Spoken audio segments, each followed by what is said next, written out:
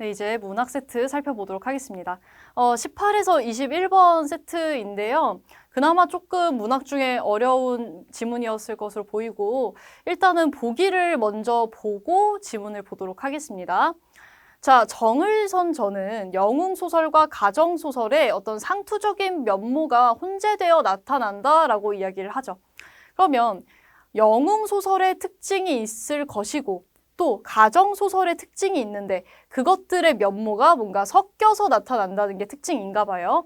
예를 들어줍니다. 이를테면 가정 안팎의 서사는 남주인공을 매개로 연결된다. 그리고 사건이 선악구도로 전개된다. 그리고 인물의 고난과 감정은 극대화된다. 이렇게 나와 있죠. 그럼 이제 보시다시피 가정 안팎의 서사가 있대요. 근데 그 서사는 누가 매개하냐면 이 남자 주인공을 매개로 연결이 되고 또 사건이 선과 악의 구도로 전개가 된대요. 그럼 당연히 이제 선을 권장하고 악을 징벌하는 그런 구조겠죠. 그리고 인물이 어떠한 고난을 겪고 거기서 감정이 극대화가 되네요. 이 과정에서 일부 다처제에서 비롯되는 가정 내 갈등이죠. 근데 여기 부분을 좀 잘 보셔야 되는 게요. 자, 일부 다처제에서 비롯되는 이죠. 그럼 그 얘기는 뭐냐면 가정 내 갈등의 근본적인 원인은 일부 다처제라는 제도예요, 제도. 제도 때문에 갈등이 생기는 것인데 개인의 인성 문제로 축소가 되죠. 그러니까 제도라는 건 좀 넓은 개념이고 개인은 좁은 개념인데 이러한 가정 내 갈등을 단순히 누군가 이 한 사람의 인성 문제로 그냥 축소를 시켜버린다는 겁니다. 그러면서도 상전의 수족에 불과한 하층의 시비가 능동적인 행위자로 등장을 하거나 가정과 사회에서 상층인 인물이 희화화된다 이렇게 얘기를 합니다. 그러면서도라는 건 이 가정 내 갈등이 개인의 인성 문제로 축소가 되면서도 하층의 시비는 능동적 행위자로 등장하기도 하고 가정과 사회에서 어떤 상층인 인물은 웃기게 표현되는 희화화가 되기도 한다. 이게 보기의 내용입니다. 그럼 이 보기의 내용이 정을선 전에 담겨 있겠죠. 이 정을선 전은 이제 연계 작품으로 나온 것 같은데요.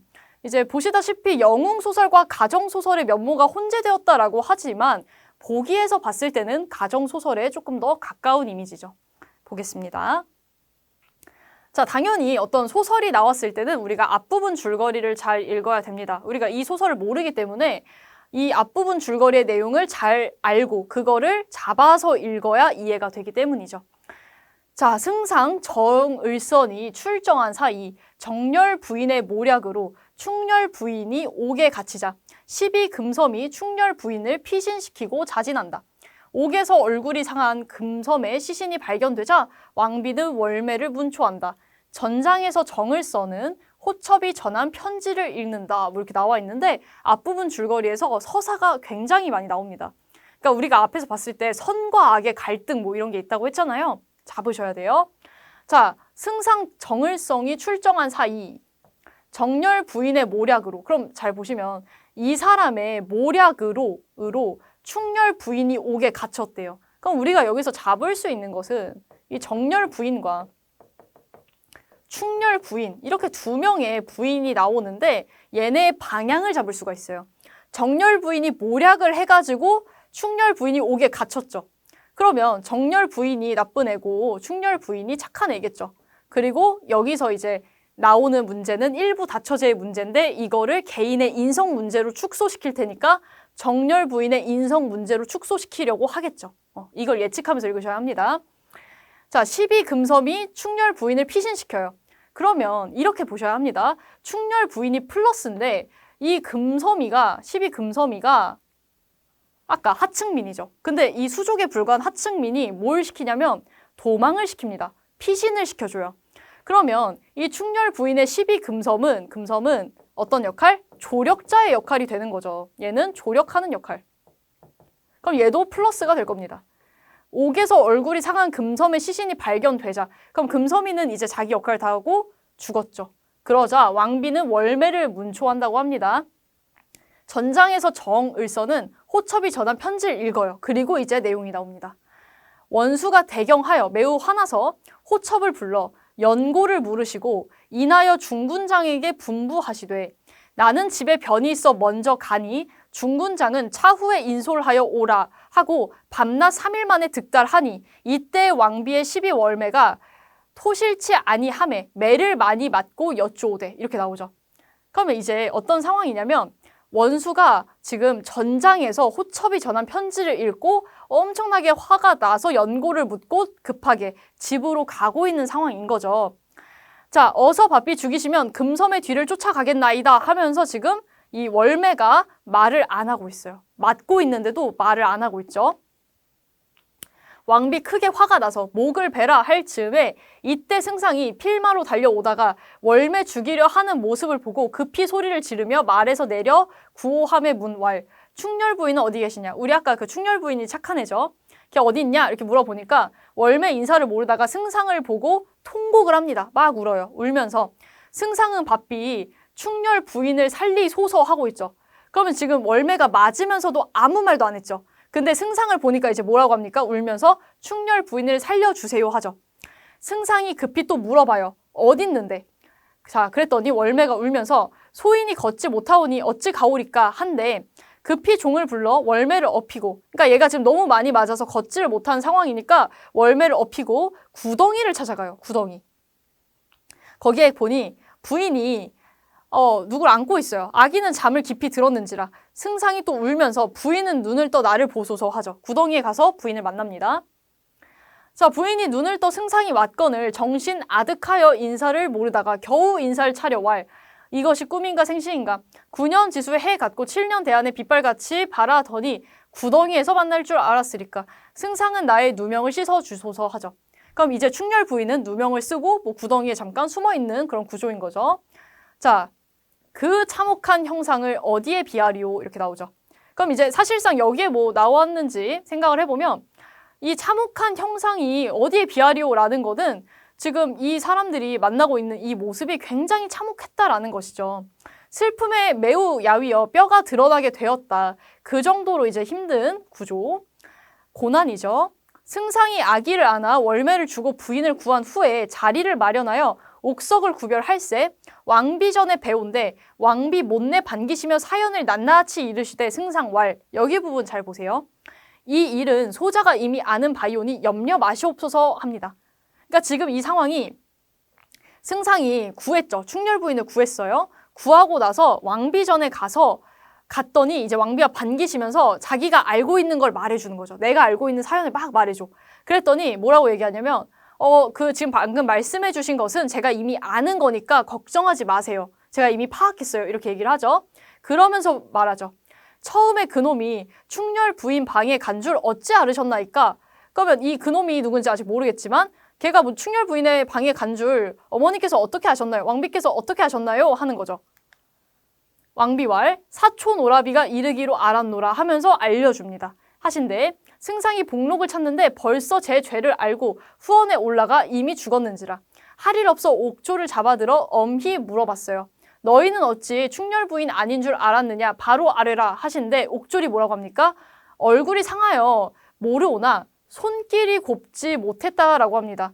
이제 옛날 귀한 분들은 손이 고왔을 거 아닙니까? 근데 손길이 곱지 못해서 소인 등 소견에 충렬 부인이 천하일색이라 하더니 손이 곱지 아니하더라 하올제 이 정렬 부인의 시비 금연이 이를 듣고 묻기에 자세히 이르고 부디 다른 데 가서 이 말 말라 당부하옵더니 필연 금연의 입을 통해 발설이 된 것 같습니다 라고 이야기를 다 해주죠.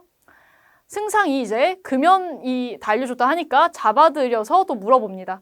이 말을 듣고 내게 국문하니 바른 대로 고하라 하는 소리가 벼락이 꼭두에 임한 듯하고 궁궐이 뒤집히는 듯 하더라. 그 정도로 엄청나게 크게 말을 했다는 거죠.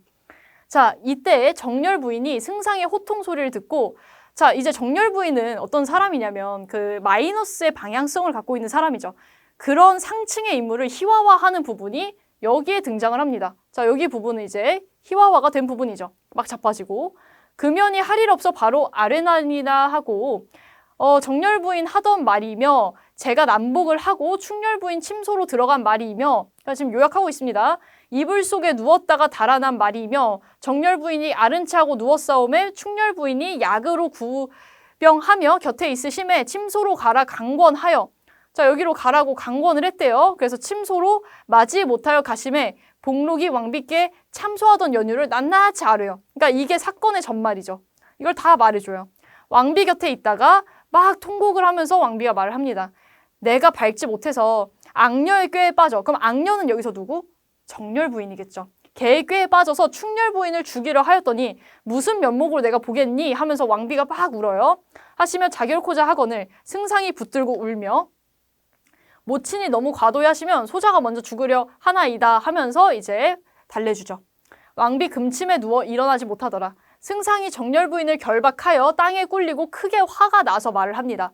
너는 도대체 뭐가 부족해서 해코지를 했니? 어찌 일시를 어떻게 너를 살리겠니? 내 임의로 죽이고 싶으나 황상께 아뢰고 죽게 하리라 이렇게 얘기를 하죠.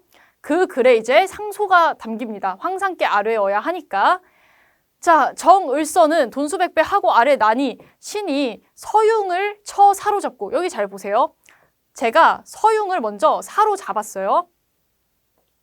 백성을 진무하고 돌아오려 할 때입니다. 제가 돌아오려고 할 때 집에서 급한 소식을 들었죠. 그 편지를 통해. 군사를 맡기고 필마로 올라와 보니 정렬 부인이 이러이러한 별을 일으켰사오니 세상에 이런 일이 어디 있겠어요 하고 금연이 흉계를 꾸민 일과 월매가 당하던 고초를 낱낱이 황상께 아뢰는 거죠. 자, 그러면 18번 문제를 한번 보도록 하겠습니다. 기역과 니은과 관련하여 윗글을 이해한 내용으로 적절하지 않은 것을 물어보는 문제인데요. 이게 이제 문학에서는 굉장히 오답률이 높았던 문제입니다. 좀 볼게요. 자, 일단은 이 기역과 니은이 뭔지를 우리가 좀 생각을 해봐야겠죠. 자, 기역은 여기입니다. 이 일은 소자가 이미 아는 바이니 염려치 마세요. 여기 부분이고요. 니은은 처음에 그놈이 충렬부인 방에 간 줄 어찌 아셨나요? 부분입니다. 자, 이 부분을 통해서 우리가 이야기를 전개를 해야겠죠. 틀린 것을 고르면 되겠는데요. 1번부터 보겠습니다. 기역을 보니 호첩에게 물은 연고의 내용은 왕비가 말한 사연의 내용과 관련이 있겠군. 그러니까 우리가 이 물어본 연고의 내용이 소자가 이미 아는 바로 표현이 됐죠. 이 사연이. 그러니까 기역은 관련이 있다. 맞는 설명일 거고요. 2번, 여길 잘 보셔야 합니다. 기역을 보니 승상이 황상에게 올린 상소에 들어있는 내용은 이미 아는 바와 같겠군. 이건 굉장히 우리가 생각을 해봤을 때 쉽게 2번이 틀렸다는 것은 알 수가 있는데요. 왜 그러냐면 이 기역에 나와 있는 그건 이미 아는 바입니다 라는 건 왕비의 이야기를 들었을 때 한 말이에요. 그런 다음에 왕비의 이야기를 듣고 이미 아는 바예요 한 다음에 추가적으로 여러 가지 물어보는 게 발생하죠. 뭐 금연한테 물어보면서 더 알게 되는 것들이 생깁니다. 그렇기 때문에 황상에게 올린 상소에 들어있는 내용이 이미 아는 바와 똑같다라고는 볼 수 없는 거죠. 추가적인 문초를 한 다음에 더 추가를 해가지고 상소를 올리죠. 그렇기 때문에 들어있는 내용은 이미 아는 바와 같다라고 우리가 볼 수가 없는 겁니다. 더 추가적인 정보가 상소에는 들어갔을 것이다 라고 우리가 생각을 할 수가 있겠죠. 3번, 니은을 보니 승상은 사연의 진상을 밝히는 데에 왕비가 그놈의 행위를 알게 된 경위가 중요하다고 생각했으니까 물어봤죠. 그거 어떻게 아셨나요? 맞고요. 니은에 대한 왕비의 대답을 보니 그놈의 행위에 대해 제보한 사람이 있었군. 우리 이것도 확인해 볼 수가 있는 내용이었고요. 니은이 제시된 후에 드러난 복록의 상황을 보니 복록은 자신이 지은 죄에 대하여 심리적 중압감을 느꼈겠군. 중압감을 느꼈으니까 자결을 하죠. 이것도 맞다라는 걸 확인할 수가 있습니다. 그래서 이 문제의 정답은 2번이 되는 문제였고요. 사실 그렇게 막 엄청난 고난도는 아닌데 아무래도 이게 내용 파악을 했냐 못했냐의 문제와 또 직결되다 보니까 학생들이 비교적 어려움을 겪었던 것 같습니다. 자, 그래서 18번은 이렇게 해결해봤고 저희는 다음 문제로 넘어가 보도록 하겠습니다.